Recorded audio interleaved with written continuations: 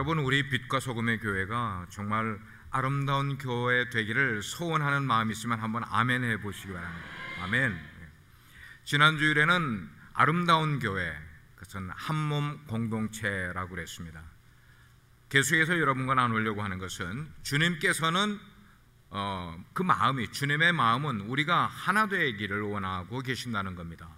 우리가 하나 될 때에 정말 하나님의 일을 잘 할 수 있는 교회 될 뿐만 아니라 하나 될 때 우리 속에서도 큰 기쁨이 생기게 된다고 그래서, 그렇지만 이 하나 되는 것이 모든 게 다 똑같아야 되느냐?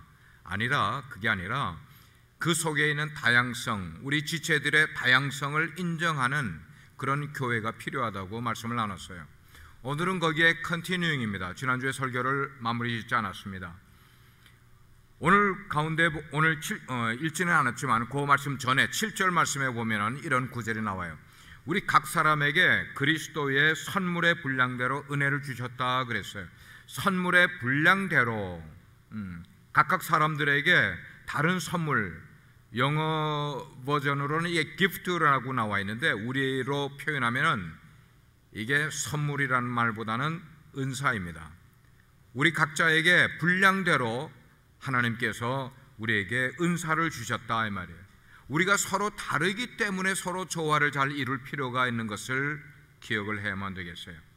그래서 우리가 혹시 한국에서 출신이 다르고 우리의 체질이 다르고 우리의 성품이 다르고 우리의 습관이 나와 다른 사람들과 만난다 할지라도 우리는 그 속에서 하나 되는 것을 잘 만들어갈 수 있는, 그러려니까 어떻게 해야 되는가 하면 우리가 쉽게 남을 판단하는 것도 하지 말고요, 남을 쉽게 비판하는 것도 하지 말고, 남을 경멸하는 것, 그런 것들도 우리가 하지 말고, 예를 들어서 야, 저 사람은 왜 이렇게 예의가 없지? 이렇게 말하기 쉽지만 그러나 하나님이 그 사람은 그렇게 만드셨다 생각을 하면은 그렇게 생각하면 되는 거예요. 아, 저 사람은 원래 예의가 없어, 괜찮아, 그냥 받아들이는 거예요. 뿐만 아니고 나는 저 사람에게 예의를 지켰는데 왜 저 사람은 자기가 뭐라고 나에게 예의를 안 지키지? 그러니까 give and take 하려고 하는 이런 식으로도 우리가 관계를 가지지 말고, 혹시 나는 예의를 지켰는데 그 사람이 나를 대하는 태도가 예의를 지키지 않는 태도가 나온다 할지라도 아까 뭐라고 그랬어요? 어떻게 생각을 하고요? 하나님이 저 사람은 그렇게 만드셨다 생각하면 되는 거예요. 그러면서 그냥 안 돼 그러고 악착같이 쓴소리를 가지고 그 사람을 대하려고 하지 말고, 왜냐하면 성령의 사람은 상대방이 어떤 태도를 가지고 어떤 모습을 가질지라도 성령의 사람은 그를 받아들이고 수용할 수 있는 그런 사람이라는 겁니다. 그래서 교회에서 우리가 하모니, 조화를 잘 이루기 위해서는 여러분 남의 은사를 부러워하지 마시길 바랍니다. 아, 저 사람은 섬기는 은사를 가지고 너무 잘 섬기는데 나는 왜 못 섬길까? 부러워하지 할 필요가 없어요. 저 사람은 또 기도도 열심히 하고 있는데 왜 나는 기도를 잘 못하는 걸까? 부러워할 이유가 하나도 없다는 거예요. 그냥 하나님이 내게 주신 분량대로, 하나님이 내게 주신 은사대로 그냥 감사하고 그것으로 하나님을 영광 돌리면 되는 줄 믿습니다. 그렇게 신앙생활을 하면 되는 거예요. 서로가 달라야 되는 거예요. 똑같을 필요가 하나도 없어요. 이것이 조화의 극치라고 말하고 하나님의 창조의 극치라고도 말할 수가 있는 거예요. 우리 교회 속에서도 서울 사람들이 있어요. 충청도 사람들도 있고 경상도 사람도 있고 호남 사람도 있어요. 그러나 이 교회 속에 들어오면 서로가 어떻게 돼요? 조화를 이루어야만 되는 거예요. 우리는 출신이 어느 쪽 출신이니까 우리끼리 모이자, 이쪽 사람들은 우리끼리 모이자, 이건 교회가 아닌 거예요. 우리가 교제를 하다 보면 어떤 사람은 굉장히 시끄러운 사람이 있어요. 목소리가 시끄럽다는 게 아니라 말을 많이 하는 사람이 있어요. 그런데 반면에 말을 적게 하는 사람, 조용한 사람이 있어요. 왜 시끄러운 사람이 있는가 하면 조용한 사람이 있으니까 시끄러운 사람이 있는 거예요. 아시죠? 예. 둘 다 시끄러우면, 아니 5명이 다 시끄러우면 어떻게 될까요? 아, 그거는 저 엉뚱한 데로 가는 거예요. 그런데 5명이 모였는데 5명이 다 조용한 사람이면 또 어떻게 될까요? 너무 재미가 없어요. 너무 재미가 없어요. 맞아요. 그러니까 하나님이 그걸 다 아시고 시끄러운 사람이 있으면은 조용한 사람도 있어. 이렇게 붙여놓은 거예요. 그러면서 서로가 이해를 하면 되는 거예요. 이게 하나님의 창조의 법칙임을 우리는 알아야 되겠어요. 오늘 우리가 나누려고 하는 것은, 지난주에 나눈 것은 교회는 one unity, 교회는 한 몸이다라는 것을 말씀을 나눴고, 아름다운 교회는 한 몸을 잘 이루는 교회가 아름다운 교회다. 그렇다면 오늘 두 번째, 아름다운 교회는 어떤 교회이냐? 영적으로 growing하는 교회, 영적으로 자라나는 교회가 아름다운 교회라는 전체 목적으로 말씀을 나누겠어요. 우리는 교회를 세 차원에서 이해를 해야만 합니다. 세 차원에서. 첫째는 뭐냐면, 교회는 하나님을 위해서 존재합니다. 한번 따라하세요. 교회는 하나님을 위해 존재한다. 이게 뭔가 하면 예배 공동체라는 거예요. 교회는 예배 공동체라는 겁니다. 제가 지난 5일 동안, 5박 6일 동안 어디를 갔다 왔어요? 쿠바를 갔다 왔어요. 하나님이 우리 교회에 은혜를 베푸셔서 목회자가 제일 처음에는 중국이라는 공산국가 가고, 그 다음에 러시아를 갔다 오고, 그 다음에 북한을 갔다 오고, 이제는 마지막 공산국가인 쿠바를 다녀왔어요. 하나님의 은혜예요. 공산국가는 복음이 들어가기가 어려운 곳이지만 하나님이 갈 수 있는 길을 열어줘서 거기 가서 많은 것을 보고 왔어요. 목요일 저녁에 여러분들이 기도해 주신 대로 목요일 저녁에 예배를 드렸는데, 쿠바인 가정교회에서 예배를 드렸어요. 거기는 예배당이 이렇게 있고 십자가를 세운 교회가 없어요. 공산주의이기 때문에 허락을 하지 않습니다. 옛날에는 5년 전에는 40명까지 가정교회를 모이게끔 허락을 해줬는데, 지금은 40명도 많다 생각을 하고, 왜냐하면 그들이 숫자가 많이 모여서 자기네 가버먼을 이렇게 어게인스트 하는 일이 생기면 안 되니까 이걸 쪼개놓는 거예요. 근데 그렇게 쪼개놓는 것이 오히려 가정교회를 늘어나게 만들고 교인들의 숫자가 많아지게 할 줄은 그들이 그걸 예상을 못한 거예요. 하나님의 방법이었다고요. 그래서 20명으로 더 이상 모이지 못하게 했는데, 그래도 보니까 많이 모이는 교회는 70명, 80명까지 가정교회로 모이더라고요. 아멘이 안 나와요? 쿠바에, 공산국가에 그런 가정교회들이 있는 거예요. 그래서 가정교회를 두 군데를 방문을 하고, 목요일 저녁에는 제가 설교를 했는데, 그 쿠바인들이 한 30여 명 모이고 우리가 한 10분 정도 모이고, 우리 한 50명 정도가 이렇게 예배를 드렸어요. 예배실이, 가정교회 예배실이 의자가 5개가 있으면 꽉 차요, 옆으로. 그리고 그냥 길이 한쪽 옆으로만 뒤로 갈 수가 있어요. 그러니까 상상이 되죠, 얼마만큼. 딱 생각하면 여러분들 지금 앉아 계신 요 한 줄로 길게 저 뒤로 이렇게, 그게 예배당이에요. 근데 그게 가정교회예요. 가정이면서 교회로 쓰는 곳이에요. 근데 거기서 예배를 드리는데 그들이 교회에 세간 도구가 없단 말이에요. 마이크요? 없어요.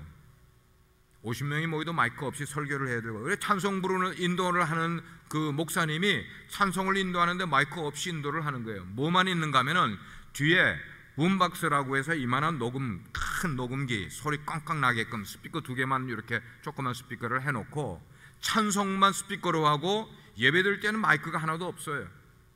벽은 콘크리트들이 다 깨지고 부서지고 하는 그런 모습들이에요. 그런 데서 그들이 예배를 드리는데, 그 예배가 미국에서는 상상할 수도 없는 뜨거운 예배를 그들이 드리고 있는 거예요. 아멘입니까? 공산국가에서요, 예배드리는 가정교회 예배가 그런 뜨거운 예배가 드리더라고.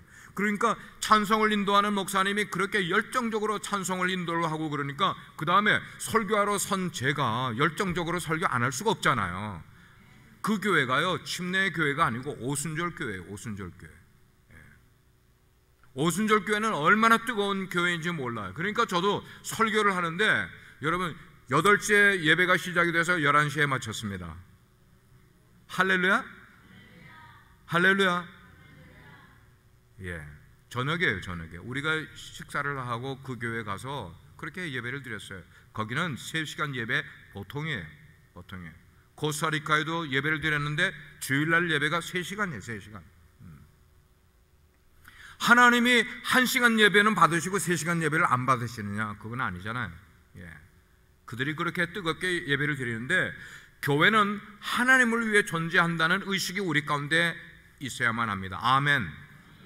그러니까 교회는 하나님을 위해 존재한다는 것은, 교회는 예배 공동체로 모였다 이 말입니다. 그러니까 우리들의 마음도 하나님의 것이고 몸도 하나님의 것이고 여러분들이 앉아 계신 의자 하나하나도 하나님 것이고 우리의 상가대들, 그리고 상가대가 입는 가운도 하나님의 것이고 우리가 찬양할 때 쓰는 피아노도 하나님을 위해서 존재하는 것이고 여기에 드럼도 하나님을 위해 존재하는 것이고 예배에 필요한 모든 것, 여기 꽃꽂이도 사실 우리가 보면 아름답지만 이 꽃꽂이는 우리가 볼 때 아름답기 위해서 놓은 것 아니라 누구를 위해서요? 하나님을 위해서 놓은 것임을 믿으시길 바랍니다. 우리의 신앙은 좀 직접적인 신앙이 되어야 되고 원색적인 신앙이 되어야 되는데 우리는 이런 것들을 다 떼버리고 우리의 이성으로 이해가 되는 예배만 드리려고 하니까 예배 시간과 예배 순서를 따지면서 우리가 예배를 드리는, 언제 예배에 그런 것이 필요한 거예요? 그런 것 아니에요. 그런 것 아니에요. 예. 제가 쿠바를 갔다 올 때 조금 뜨거우니까 용서하시기 바라요. 예.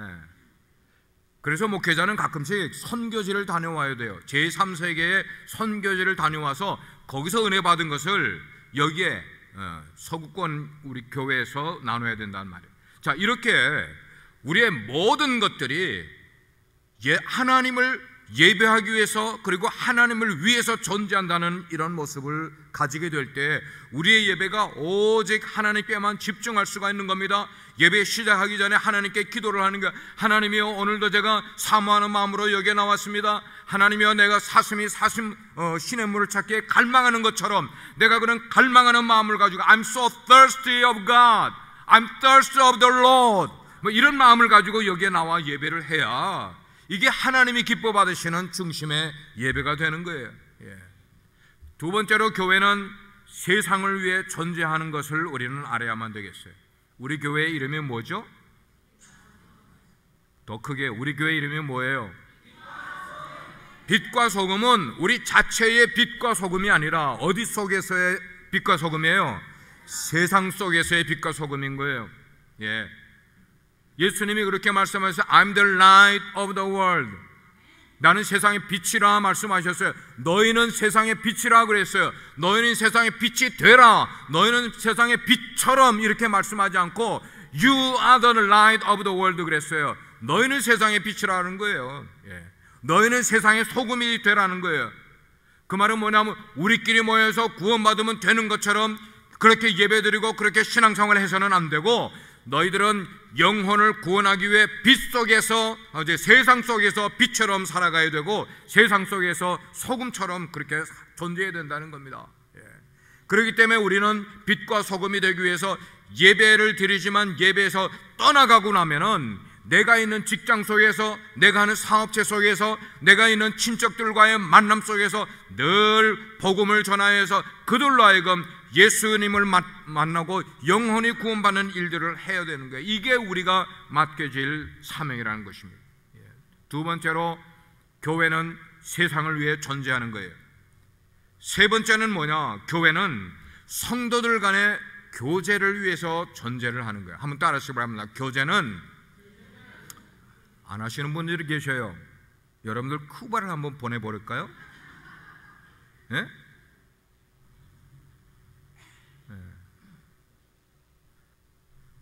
하나님은 어린아이 같은 신자를 원하세요. 예. 어린아이처럼 되지 않으면 천국에 갈 수 없다 그랬어요. 예. 자, 따라하시길 바랍니다. 교회는 성도 간의 교제를 위해 존재한다. 여기 성도 간의 교제를 위해 존재한다고 할 때 이 교제라는 단어, 펠로십이라는 단어는 우리가 말하는 어떤 그냥 펠로십을 말하는 것 아니, 릴레이션십 속에서의 펠로십을 말하는 게 아니라 여기에 말하는 교제는 훈련을 받아야 된다는 말씀이에요. 하나님의 말씀으로 교육을 받고 훈련을 받고 하나님의 말씀으로 양육을 받아야 된다는 그런 의미의 교제를 말하고 있어요. 그렇기 때문에 성도들은 훈련을 자꾸만 받으셔야 되는 거예요. 예. 그래서 어떤 일이 생겨야 되는가 하면 내가 교회 갔다 왔다 하는 말은 곧 훈련 받고 왔다 하는 그런 개념이 돼야 된다는 말입니다. 아멘입니까?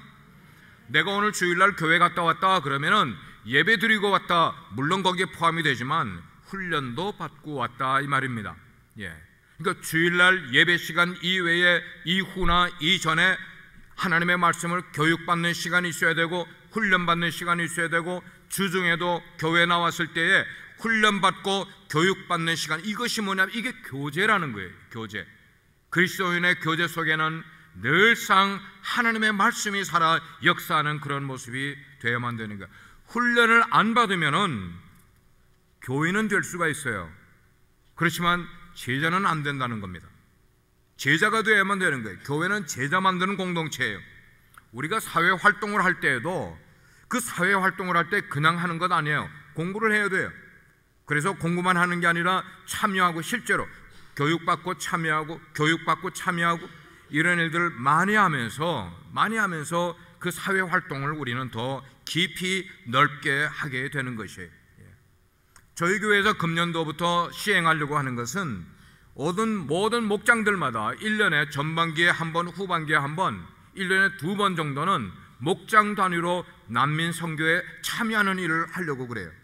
여러분들이 그렇게 어렌지가 되는 주간에는 꼭 난민 선교에 가셔서 실제로 난민 선교가 어떻게 하고 있고 어떤 대상을 가지고 무엇으로 어떻게 하는지에 대한 것을 여러분들이 실제로 경험해 보신다면 하나님이 여러분들을 인하여 기뻐하신다는 말, 아멘입니까? 하나님이 기뻐하시는 신앙생활이 진짜 신앙생활인 거예요. 교회 가면은 내가 기쁘게 해달라, 교회 가면은 내가 좋아지게 해달라, 이게 아니라 우리는 신앙생활을 늘 위에 계신 하나님이 기뻐하시는 신앙생활, 그분이 우리를 인하여서 정말 기뻐하시는 신앙생활을 해야만 되는 것이에요. 그런데 만약에 우리가 하나님의 일꾼이라고 그러면서도 우리가 하나님이 우리에게 계획하시고 하나님이 기뻐하실 일들을 우리가 참여하지도 않고 교육받지도 않고 훈련받지도 않는다면 우리가 어떻게 하겠냐 말이에요. 할 수가 없는 거예요. 사단이 오늘날 그리스도인들 속에 들어와서 우리 속에 있는 걸 다 빼앗아가 버려. 왜 빼앗아가 버리는지 아십니까? 훈련을 안 받으니까 그런 거예요. 하나님의 말씀 훈련을 받지 않으니까 내가 지금 무엇을 빼앗기고 있는지조차 모른 채로 나의 것을 빼앗기는 거예요. 왜 빼앗기느냐? 그리스도가 누군지를 모르니까. 복음의 진리가 무엇인지를 내가 분명히 깨닫지 못하고 있으니까 내 인생에서 얻었다고 생각하는 것들을 하나씩 둘씩 빼앗기는 거예요. 뿐만 아니고 영적인 문제가 있을 때마다 계속 사단에게 당하는 거예요. 맥도 못 추는 거예요. 그냥 넘어져, 그냥 자빠져 버려요. 훈련받은 교회는 무엇이 내게 문제가 생길 때에 그 문제를 이길 수 있는, 갈등을 이길 수 있는, 헤쳐나갈 수 있는 능력이 생기게 돼요. 훈련을 받게 되면은 나에게 어려운 시련이 닥쳐도 그런 시련에 흔들리지 않고 요동하지 않는 삶을 살아갈 수 있게 되는 거예요. 여러분들도 금년 한 해는 정말 작심을 하시고 하나님의 말씀으로 교육받고 훈련받는 일에 매진하는 분들 되기를 주의 이름으로 축원합니다. 다음은 교회 안에 있는 직분에 관해서 말씀을 기록해 놨어요. 11절 말씀을 보시기 바랍니다. 그가 예수 그리스도께서 어떤 사람은 사도로, 어떤 사람은 선지자로, 어떤 사람은 복음 전하는 자로, 어떤 사람은 목사와 교사로 주셨다 그랬어요. 교회의 직분이 여러 가지로 쭉 지금 설명하고 있어요. 여기에 사도는 예수님의 12 제자를 의미를 합니다. 그리고 선지자는 말씀을 선포하는 사람을 말해요. 복음을 증거하고 가르치는 사람을 목사와 교사라고 지금 표현을 하고 있는 거예요. 교회에서 이런 직분자들을 세우는 이유는, 목적은 그리스도의 몸인 교회를 건강하게 든든히 세우기 위해서, 할렐루야, 교회를 든든히 세우기 위해서. 그러므로 사랑하는 성도 여러분, 성도들은 훈련받아야 교회를 든든히 세우게 되는 줄을 믿으시기를 바랍니다. 여러분들이 깊이 기도를 하셔야 돼요. 여러분이 기도하셔야 되는 것은 우리가 내 힘과 내 능력으로 우리 교회를 세워가는 것 아니라 우리가 기도함으로 하나님이 우리에게 직분을 맡기심으로 그 직분을 잘 감당하기 위해서 하나님으로부터 받은 은사를 가지고 섬기게 될 때에 그 일이 잘 이루어지게 되는 거예요. 근데 여기에 보니까 사도, 선지자, 목사, 교사, 복음 전하는 자 공통점이 있어요. 이 공통점은 뭐냐? 다 말씀을 다루는 사역을 하고 있더라 이 말이에요. 말씀을 다루는 사역. 아, 그렇구나. 내가 예수를 믿게 되면은, 그리고 하나님을 위하여 봉사하는 여러 가지 가운데 특별히 섬기는 직책이 뭐냐면은 말씀을 담당하는 직책. 그래서 내가 집사의 직분을 받을지라도 여러 가지 다른 봉사도 하지만 특별히 집사님들 가운데 말씀을 잘 다룰 수 있는 분들이 되기 위하여 여러분들은 교육을 받고 훈련을 받으실 줄 믿습니다. 그게 참 필요해요. 여러분들 요즘 한 50대 이하로 보면은 대부분이 대학을 나오신 분들 아니세요? 여러분들 공부하신 그 공부를 하나님의 일을 위해서 봉사할 수가 있는데, 그 가운데서 가장 크루시얼한 그 내용은 뭐냐면 하나님의 말씀을 사람들에게 가르치고 훈련하는 일에 세움을 받기를 축원합니다. 그게 얼마나 중요한지 몰라요. 그래서 이렇게 말씀 사역을 하는 사람들은 성도들을 세워서 그들의 신앙이 자립할 수 있게, 셀프 서스테인 할 수 있는 그런 사람들로 만들어주는 역할을 하는 거예요. 이게 주로 보면 말씀 사역자들의 하는 일이에요. 근데 반면에 교회에는 평신도들이 많이 계시잖아요. 그래서 98%는 평신도고 2%는 사역자들이잖아요. 클러지들이잖아요. 근데 이 평신도들이 여러 방면에서 하는 일들도 얼마나 중요한지 몰라요. 주일날 우리가 예배드리기 전에 아니면 토요일날 오셔서 부엌에서 정말 수고하시는 분들, 이게 다 사역인 거예요. 성가대를 통하여서, 찬양을 통하여서 이렇게 섬기는 분들도 이거 지금 사역하고 있는 거예요.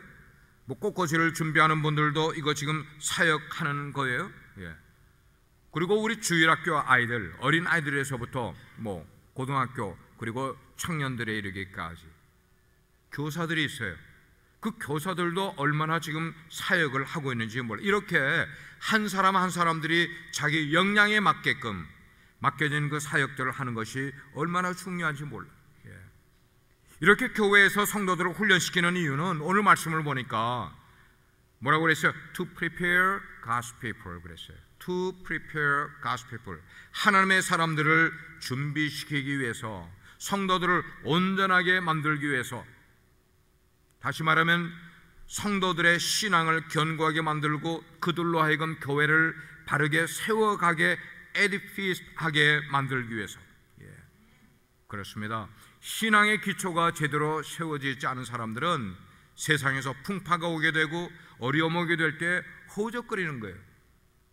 신앙의 기초가 되어 있지 않은 사람은 늘 자기 문제에 빠져서 허우적거리는 삶을 살아가게 돼요. 그러나 신앙의 기초를, 훈련을 잘 받은 사람은 내 마음에서 일어나는 갈등도 해결할 뿐만 아니고 외부에서, 환경에서 오는 그런 어려운 문제도 나에게 닥치게 될 때에 흔들리지 않고 뛰쳐나가는 거예요. 그런 일이 어떤 사람인가 하면 말씀으로 바르게 세워진 신앙은 흔들림이 없는 줄 믿습니다. 그런 사람을 성경은 예수님의 제자라고 말하고 교회의 일꾼이라고 말을 하는 거예요. 이 사람들이 바로 하나님 나라 확장을 위해서 수고하고 애쓰는 분들이 되게 되는 거예요. 지지난 주일에 우리 교회에서 여러 가지 행사가 복합적으로 있어서 제가 여러분께 어텐션을 드리지 못했는데, 지지난 주일에 우리 교회가 심태국 선교사님 내외분을 함께 기도하고 그들을 파송하는 파송식을 가졌어요.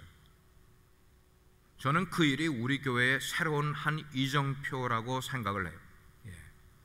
왜냐하면 우리 교회가 포트워스에서 있다가 이쪽으로 이사를 오게 될 때에 2008년도에 이사를 왔는데, 그때에 12년 후에 2020년도까지 우리 교회에 비전 캐스팅을 했어요. 그 비전 캐스팅을 간단하게 표현하면 333 비전이었어요. 여러분들이 333 뭔지 다 이해를 하세요. 우리 새가족 훈련 때 다 알려드리기 때문에. 10이 뭐죠? 텐텐이 뭐죠? 그렇죠. 10명의 선교사를 우리 교회가 파송을 하고 우리 교회를 통하여 10개의 교회를 세우는 일이 텐텐인 거예요. 2020년도까지. 근데 그 세 가지 가운데서 지난주에 신태국 선교사님 2분을 파송함으로 우리 교회가 10번째의 선교사를 파송하게 된 거예요. 할렐루야입니까? 우리 하나님께 영광의 박수 한번 돌려주시기 바랍니다. 2008년도에 333 텐텐 비전을 캐스팅을 할 때는 우리 생각이 그게 과연 가능할까?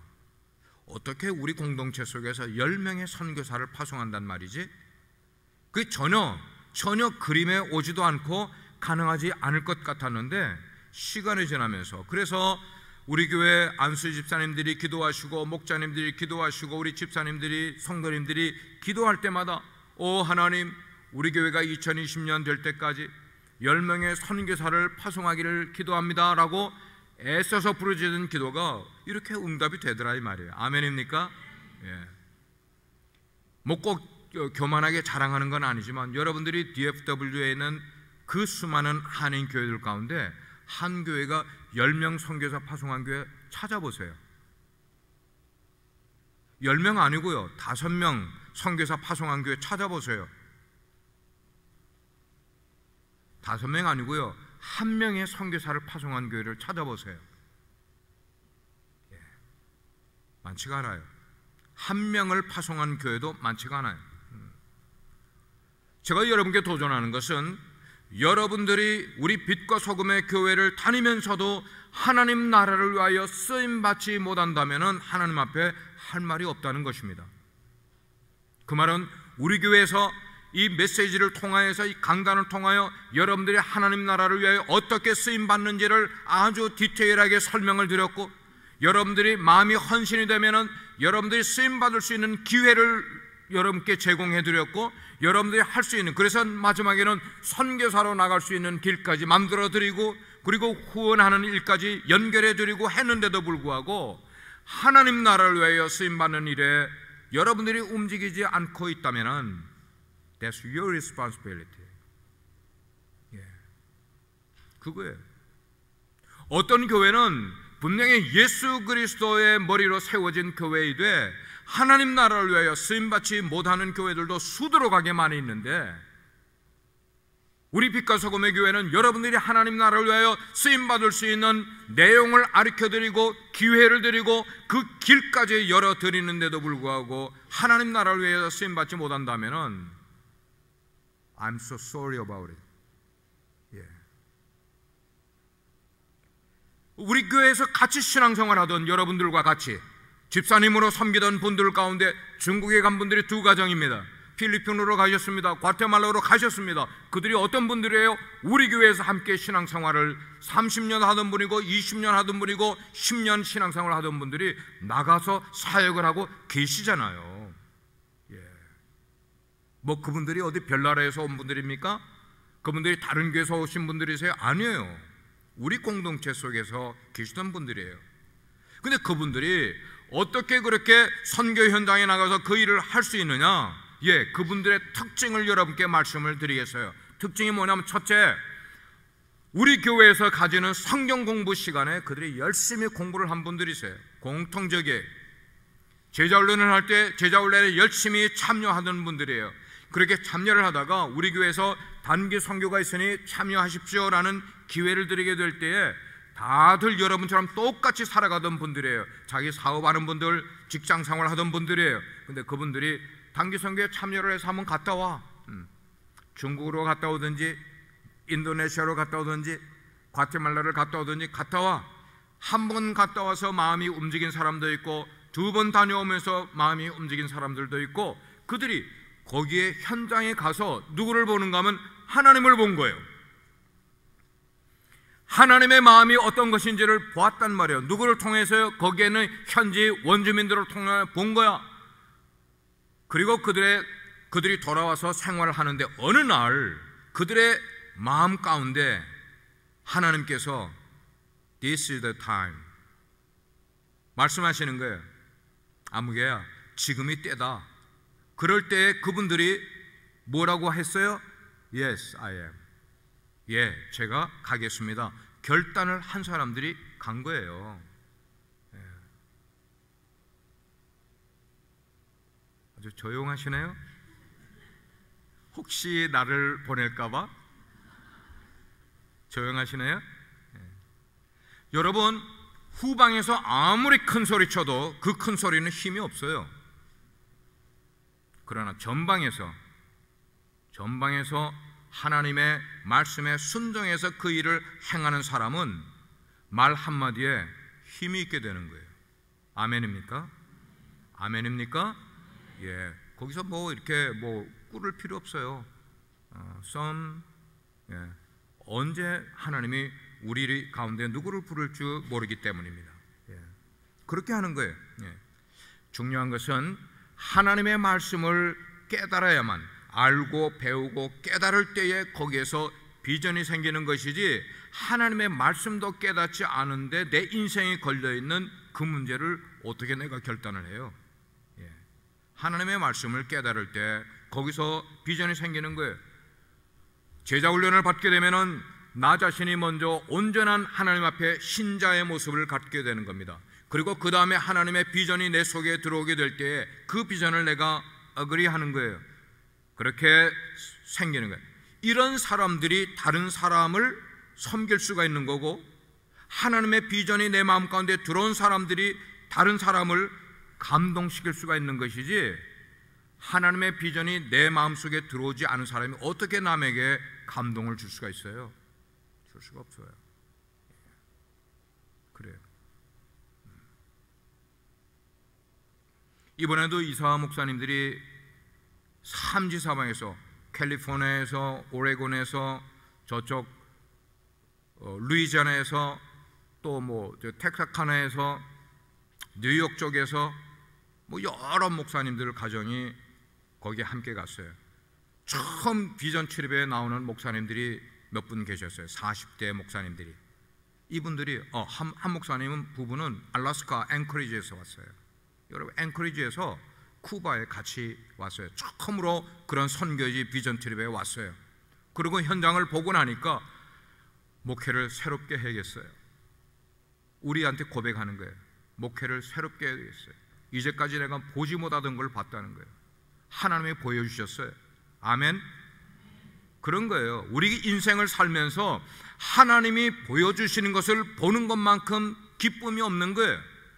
내 인생이 미래가 불확실하고 내가 뭘 어떻게 살아가야 될지 목적 없이 살아가던 사람이 그런 곳에 가서 하나님을 만나게 되고 하나님의 비전을 보게 되면은 내가 목회를 해야 될 목적이 생기게 되는 거고, 내가 사업을 하는 이유가 생기게 되는 거고, 내가 공부를 하게 되는 목적이 무언가를 깨닫게 되는 거야. 깨닫게 되는 거야. 하나님이 시키시는 일이기 때문에. 예. 놀라운 일이에요. 놀라운 일. 그래서 그 비전 가운데 나를 향하신 하나님의 부르심이 무언가를 깨닫고 그 부르심에 순종하게 되는 거예요. 예. 그러나 여러분, 조심히 들으시길 바랍니다. 교회에서 어떤 직분을 받았는데도 불구하고 남을 돌아볼 여유가 없이 인생을 살아가는 사람, 늘 자기만 바라보고 살아가는 사람, 그리고 자기 문제에만 골똘하고 그 문제 해결하는 데만 온 인생의 에너지를 쏟는 사람, 이런 사람이 하나님을 경험하기 쉽겠어요? 하나님을 경험할 수가 없는 거예요. 하나님을 경험하기 어려운 거예요. 제가 믿기로 세계에서 가장 강한 군대가 어디냐고 물으신다면 저는 이스라엘 군인이라고 이야기를 해요. 그들이 왜 강할까요? 이스라엘 군대가 선택된 민족이기 때문에 no way. 이스라엘이 강한 이유는 하나밖에 없어요. 뭐 때문에요? 강한 훈련을 받았기 때문에. 이스라엘 군대가 강한 이유는 그거예요. 여러분, 이스라엘이라는 나라는 서쪽으로는, 웨스트 쪽으로는 그 지중해가 있고, 북쪽으로는 레바논, 동쪽으로는 시리아, 그 다음에 요르단이 있고, 남쪽으로는 이집트가 있어요. 그 말은 뭐냐면 전부 적국으로 둘러싸여 있어. 1948년도에 이스라엘이 독립한 이후에 수많은 침략을 받았어요. 그 아랍 국가로부터, 레바논으로부터 침략받고, 시리아로부터 침략받고, 요르단으로부터, 이집트로부터 완전히, 그리고 그 내부에도 팔레스틴 그 피에로로부터 침략을 받고 여러 가지 됐는데, 지금까지 그렇게 수많은 침략을 받았지만 그들은 눈 하나 깜짝하지 않고 서바이브 하고 있어요. 어떻게? 강한 훈련이 그들을 강한 나라로 만들었기 때문이에요. 보통 나라들이 전쟁을 일으키게 될 때에는 이유가 있어요. 적하고 싸워서 이긴 다음에 그 땅을 우리가 차지하기 위해서 전쟁을 일으켜요. 이스라엘이 다른 나라를 먼저 침략하지 않았어요. 잘 보세요. 역사 레코드를. 언제나 보면은 레바논에서 먼저 침략을 하고, 시리아에서 먼저 침략하고, 이집트에서 먼저 치고 올라오고, 어떤 때는 거기에 유나이트 컨트리들, 그 아랍 나라들이 그러니까 연합군을 형성해서 200대 1의 전쟁을 막 일으키는 거예요. 200대 1로. 그런데도 불구하고 이스라엘은 처음에 밀리는 것 같다가도 오히려 전쟁이 끝나고 나면 이스라엘이 땅을 더 차지하는 거예요. 옆에 나라들이, 적국들이 이스라엘을 침략해서 몰살시키려고 했다가 오히려 자기 땅을 더 많이 뺏기는 거예요. 그러니까 여러 번 그런 경험을 하고 나니까 주변에 있는 나라들이 뭐라고 생각을 해요? 아, 이스라엘은 우리가 이길 수 있다 없다? 이길 수 없다 하는 것을 그들이 인정해버리게 되는 거예요. 여러분, 마찬가지예요. 영적인 훈련을 받지 않은 사람은 영적인 전쟁이 일어나게 될 때에 굉장히 위험하든지 그냥 죽어버리든지 그럴 수밖에 없어요. 그렇지만 온전한 신앙인으로 빌드업된 사람, 온전한 신앙인으로 가득 찬 그런 교회들은 영적 훈련을 강하게 받은 사람들이기 때문에 영적 전쟁이 일어나도 그들은 거들떠보지도 않는다는 거예요. 시험에 빠지지 않는다는 거예요. 사단이 우리가 살아갈 때 우리에게 찝쩍거리는 거야. 이렇게도 찝쩍거려보고 저렇게도 찝쩍거려보고, 그런데 결론이 내가 아무개는 이렇게 쑤셔보기도 하고 저렇게 찔러보기도 하는데 끄떡도 하지 않더라. 나는 더 이상 그에게 시험을 줄 필요가 없겠다. 포기할 수 있는 일이 여러분 가운데 일어나기를 주의 이름으로 축원합니다. 훈련을 받으셔야 돼요. 가정에서도 얼마나 많은 영적인 싸움이 일어나고 있어요. 무장해야 된단 말이에요. 가정 속에서. 그런데 훈련을 안 받고 무장을 안 하면은 우리가 어떻게 되겠냐고요. 그래서 우리의 삶이라는 것은 매일매일을 눈에 보이는 것만 보지 말고 보이지 않는 것으로 악한 영과 치열한 싸움을 하고 있는데, 그 악한 영과 싸우는 가장 좋은 무기가 뭐냐면은 기도와 말씀인 거예요. 할렐루야. 기도와 말씀인 거예요. 적어도 여러분들이 중요한 몇 구절들은 그냥 암송할 수 있는 게 좋아. 그러면 여러분들이 몇 구절을 암송하는지를 여러분 스스로 지금 아실 거 아니에요? 그러니까 암송 구절이 많으면 많을수록 이 하나님의 말씀, 성경 말씀은 영적인 총알이에요. 여러분, 총알이 뭐 하는 거예요? 적을 죽이는 거예요. 사단이 여러 가지 협공을 할지라도 하나님의 말씀으로 가득 무장이 되어 있는 사람은 영적인 총알을 막 드르륵 쏘는 거야. 사방으로. 그러니까 사단이 접근도 하지도 못하고 사단을 이겨낼 수가 있게 되는 거예요. 그런데 내게 영적인 총알이 하나도 장전되어 있지 않다. 이렇게 시험이 오면 넘어지고, 저렇게 시험이 오면 자빠지고, 남이 일으켜주면 또 자빠지고. 여러분이 이 세상이 얼마나 살기 어려운 곳임을 우리가 인정을 한다면 그것을 능히 이기려면 하나님의 말씀으로 오늘도 무장을 해야 되는 거야. 그러니까 말씀을 때를 얻든지 못 얻든지 배워야만 된단 말이에요. 할렐루야. 말씀 배우는 것, 여러분이 훈련받는 것을 정말로 잘 하셔야 돼요. 교회는 에베소서는 교회론을 다루고 있어요.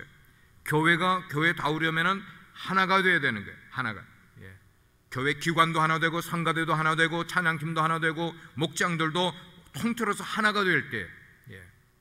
그래서 오늘 13절 말씀 다 보시길 바랍니다. 13절 같이 한번 읽어보겠습니다. 시작. 우리가 다 하나님의 아들을 믿는 것과 아는 일에 하나가 되어 온전한 사람을 이루어 그리스도의 장성한 분량이 충만한 데까지 이르리니. 우리가 연초부터 행복한 신앙인이 되자는 슬로건으로 계속 지금 나가고 있는데, 여러분, 행복한 사람은 어떤 사람이 행복한 사람이 되느냐? 내가 믿는 대로 행동하며 살아가는 사람은 행복한 사람인 줄 믿습니다. 믿는 것은 이렇게 믿고 있는데 내가 살아가는 것은 엉뚱하게 살아가는 사람은 행복할까요? 안 할까요? 행복할 수가 없어요. 내가 믿는 그 바를 내가 살아가는 삶에서 그대로 행동으로 살아가는 사람은 행복해져요. 저는 이거를 하나님께 대해서 의리를 지킨다 이렇게 표현하고 싶어요. 하나님께 대하여 소신을 가지고 생활을 하는 거예요. 무엇보다도 예수 그리스도가 내 인생의 모든 문제를 그분 앞에 가지고 가면은 그분이 해결해 주신다는 믿음을 가지고 살아가는 사람이라면은 하나님이 우리의 인생을 다 지켜주시고 책임져 주시는 줄 믿습니다. 그겁니다. 근데 교회를 다니기는 하면서 믿는 것 이건데 다르게 살아가는 사람들이 많이 있단 말이에요. 여러분, 왜 다르게 살아갈까요? 왜 다르게 살아가요? 그들의 영이 말씀으로 양육되지 않았기 때문에요. 말씀으로 양육되지 않았기 때문에. 그래서 영이 자라지 않았기 때문에. 오늘 이 말씀을 듣는 여러분이 영이 자라기를 주의 이름으로 축원합니다. 주의 이름으로 축원합니다. 영이 자라야만 되는 거예요. 여기에 자란다는 것은 교육받아야만 되고 훈련을 받아야만 되는 거예요. 우리 집에 똘콩이가 있어요. 똘콩이가 누군가 하면 우리 이내예요. 저는 똘콩이라고 불러요. 근데 이 녀석이 이제 돌이 되기 전에 서더니 걷기 시작을 하는 거야. 걸음마를 이렇게 뛰기 시작을 하는데 그때에 보니까 우리가 식탁 테이블이 있는데 그 식탁 테이블에 키가, 요 똘콩이 키가 한 반뼘 정도가 식탁 테이블에서 이렇게 밑에 있는 거야. 그러니까 얘가 마음껏 다녀도 이 식탁 테이블에 부딪히지 않을 거니까 제가 걱정을 하지 않았어요. 근데 이제 불과 한 3개월 정도밖에 안 지났는데 이 녀석이 자랐어요. 자라서 지금은 식탁 테이블에서 한 요만큼밖에 차이가 안 나는 거야. 제가 걱정이 생기기 시작을 하는 거예요. 요 녀석이 가다가 테이블에 꽁 하고 찌으면 어떨까? 걱정이 되는 거예요. 왜 이런 이야기를 드리는가 하면은, 만약에 이 녀석이 세상에 태어났는데 자라지 않는다 그러면은 누가 제일 걱정을 할까? 부모가 제일 걱정을 하죠. 부모가 태어났는데 안 자라면은 아이가, 저는 영적인 일에 똑같은 거예요. 예수를 믿고 나면은 그 영이 새로운 영으로 태어났는데 그 영이 시간이 지나면서 자라야만 되는데 이 영이 자라지 않는다. 누가 걱정해요? 우리 주님께서 걱정하시는 거예요. 물론 장 목사도 걱정이 돼요. 그래서 기도해요. 영이 안 자라는 분들 위해서 기도해요. 우리 주님께서 걱정을 하시는 거야. 아무개는 왜 저렇게 자라지 않지? 여러분, 태어났는데 안 자라면은 그건 뭐냐면 영적인 안진뱅이가 되든지 영적인 어린아이로 그냥 있는 거예요. 영적인 어린아이. 여러분, 어린아이의 생리는 뭐냐면 똥오줌을 못 가려. 여러분, 이게 무슨 의미인지 아세요? 육적으로 어린아이는 똥오줌을 못 가려. 근데 우리 신앙생활에서도 영적으로 자라지 않는 사람은 못 가려요. 못 가려. 그리고 자기 생각만 하는 거야. 늘 자기 생각만. 보채잖아요. 자꾸만 보채. 자기만 하니까. 자기만. 우리가 자라가야 되는 거예요. 오늘 14절 말씀을 보시면 이렇게 말하고 있어요. 우리가 이제부터 어린아이가 되지 아니하여, 어린아이가 되지 말자 이 말이에요. 이제부터. 그래서 사람의 속임수에 빠져 넘어가지도 말고 간사한 유혹에 빠지지도 말고 온갖 교훈의 세상의 풍조가 어떻다 하더라도 거기에 쏠려 다니지 말고 요동하지 않게 하려 하며, 어린아이로 있으면 요동하지만 그러나 어린아이에서 자라면은 요동하지 않을 것이기 때문에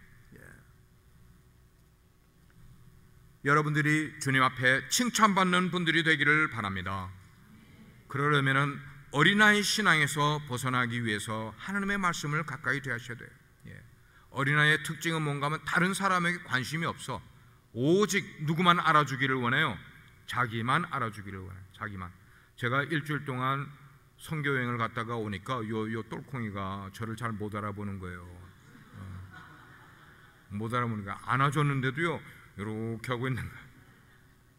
저녁에 이제 같이 이제 먹고는 이렇게 가까워지니까 제가 갖고 온 것 가운데 땅콩이 있었는데 이 땅콩을 가지고 와서 그래서 할아버지 줘요 하니까 제 손에다가 땅콩을 딱 집어주려고 하다가 응 하고는 돌아가는 거야. 안 줘요. 요게 이제 1년 3개월밖에 안 된 녀석이. 뭔가 자기만 알지. 자기만 줄 줄 모르지. 우리 인생이 그런 것 같아요. 성경 지식이 없는 사람, 하나님의 말씀이 우리 속에 들어가지 않은 사람은 쉽게 유혹에 빠집니다. 쉽게 시험에 넘어갑니다. 자꾸만 자빠져요. 자기 스스로 신앙을 지탱할 힘이 없으니까 그런 거예요. 말씀을 자꾸만 쳐요. 마지막 16절 같이 한번 읽겠습니다. 16절 읽습니다. 시작. 그에게서 온 몸이 각 마디를 통하여 도움을 받음으로 연결되어 결합하여 각 지체의 분량대로 역사하여 그 몸을 자라게 하며 사랑 안에서 스스로 세우느니라. 그 몸을 자라게 하며, 여기 그 몸이는 뭐예요? 교회를 말하고 있어요. 그 몸을 자라게 하며, 그리고 자라가면서 스스로 세워져 간다 그랬어요. 스스로. 우리가 하나님의 말씀을 그렇게 잘 먹게 되면은 우리 스스로 교회를 세워가게 되는 거예요. 그래서 하나님이 우리 각자에게 주신 은사대로 교회를 위하여 섬기기를 하는 거예요. 물론 우리는 아직도 실수가 많아요. 물론 우리는 아직 문제도 많고 연약한 부분이 많이 있어요. 그렇지만 날마다 말씀을 통하여 예수님 닮아가는 삶을 살아가야만 되는 거예요. 그래서 여러분의 가정도 하나가 되고 우리 빛과 소금에게도 하나가 되어서 주님께 쓰임받을 수 있는 아름다운 교회 되기를 주의 이름으로 축원합니다. 아멘. 기도하시겠어요? 아버지 하나님, 지난 주일과 이번 주일은 아름다운 교회, 그 교회는 하나 되는 교회이고 영적으로 자라나는 교회가 아름다운 교회라고 하였습니다. 아버지, 우리가 신앙생활을 막연하게 하지 않게 도와주옵소서. 목표를 정하게 하시고 실천사항을 가지며 그것을 내가 바르게 살아가고 있는지를 날마다 점검하면서 신앙생활을 하는 저희들 되게 해주세요. 그래서 한 달이 지나면 1년이 지나면 거기서 분명히 신앙생활에 아웃풋이 나올 수 있는 그런 신앙이 되도록 주여 인도해 주옵소서. 우리 교회가 그런 아름다운 교회 되기 위해서 주님이 우리를 들어 사용하여 주옵소서. 예수 그리스도의 이름으로 기도합니다.